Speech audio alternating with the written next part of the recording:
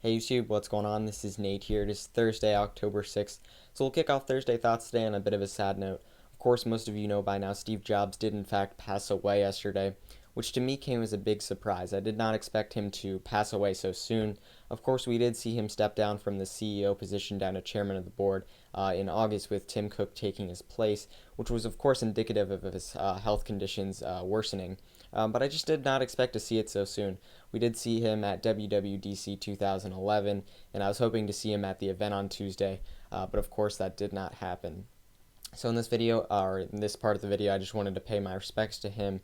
It's because of him I have this YouTube channel, and I've got some great Apple products like this iMac sitting behind me, an iPhone, and an iPad, all of which have changed the way that I interact with people and interact with technology. So just a big thanks to him, and a big thanks for his innovation in creating these products. I just remember, or my thoughts on his death, of course, I just remember seeing him in the events when he unveiled the iPod, the iPad, and the iPod Touch, all which kind of had a big influence in me sort of growing up.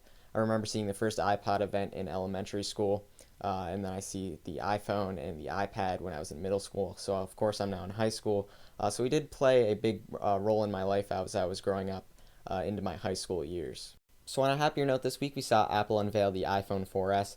This next generation iPhone will have the same design and form factor as the current iPhone 4. The only things that have changed is what's internal on the device itself. So just to give you a rundown of what we saw with this new device is the A5 processor, which will be dual core, of course, which will increase the performance, the speed, and the graphics of this device. Apple's also implementing an 8 megapixel camera with 1080p video recording at 30 frames per second. This phone will be global, so it will be compatible both with CDMA and GSM networks in the same device, and Apple's also redesigned the antenna, so there won't be an antenna gate issue anymore. Additionally, the speeds for data loading will be faster for AT&T specifically in America. If you're in another country, it'll depend by your carrier, of course. So you will see some faster data speeds. Unfortunately, you will not see that if you're with Sprint or Verizon. Which brings me to my next point. Apple did make the iPhone 4S available to Sprint as a carrier. Additionally, you'll be able to get the iPhone 4 for $99 with 8 gigabytes storage on Sprint, AT&T, and Verizon as well. Then the iPhone 3GS became free on a 2-year contract with AT&T. So I plan on pre-ordering my iPhone 4S tonight. Pre-orders will begin October 7th at 12:01 a.m., which is Pacific Standard Time. So if you're on the East Coast like me, that's going to be approximately about 3 a.m. in the morning.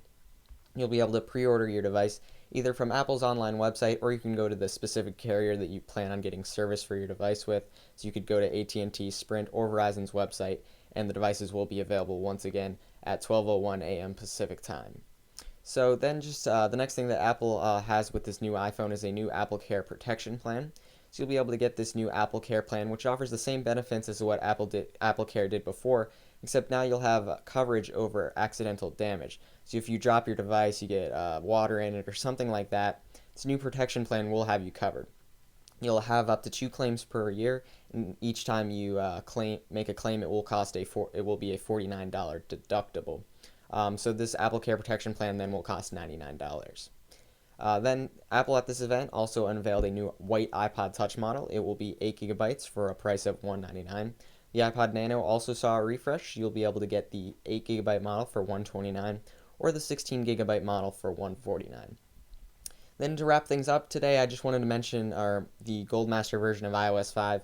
I've been receiving some questions about whether or not I was going to do a video on this. There haven't really been any changes in it that I've noticed, just of course better performance because it's basically going to be the same thing as what the public is going to see when iOS 5 goes live on October 12th.